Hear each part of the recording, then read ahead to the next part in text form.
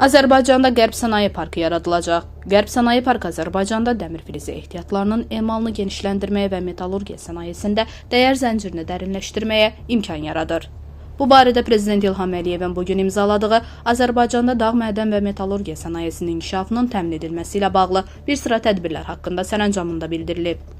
Sərəncama əsasən Daşkəsən və Gədəbəy rayonlarında filiz emalı müəssisələrinin yenilənməsi, habelə işğaldan azad edilmiş ərazilərdə perspektivli yataqların istismara verilməsi, dağ mədən və metallurgiya sənayesinin istehsal və ixrac imkanlarını genişləndirib. Bununla yanaşı Qərb Sənaye Parkının yaradılması dəmir filizi ehtiyatlarının emalını genişləndirməyə və metallurgiya sənayesi ilə dəyər zəncirini dərinləşdirməyə imkan yaradır. Qeyd olunur ki, mövcud mineral xammal bazasından səmərəli istifadə, hasilat və emal mərhələləri arasında istehsal əlaqələrinin gücləndirilməsi, infrastruktur və logistika qərarlarının uzlaşdırılması, eləcə də dövlət özəl tərəfdaşlığının genişləndirilməsi istiqamətində əlavə tədbirlərin görülməsi zəruridir.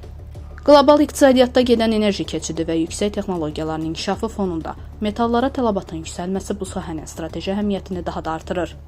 Azərbaycan Respublikasının zəngin mineral ehtiyatları, rəqabət qabiliyyətli enerji təminatı, sənaye təşviqi mexanizmləri və orta dəhliz üzərində yerləşməsi əlaqəli sənaye sahələrinin də dayanıqlı inkişafı üçün əlverişli şərait yaradır. Sərəncamda bildirilir.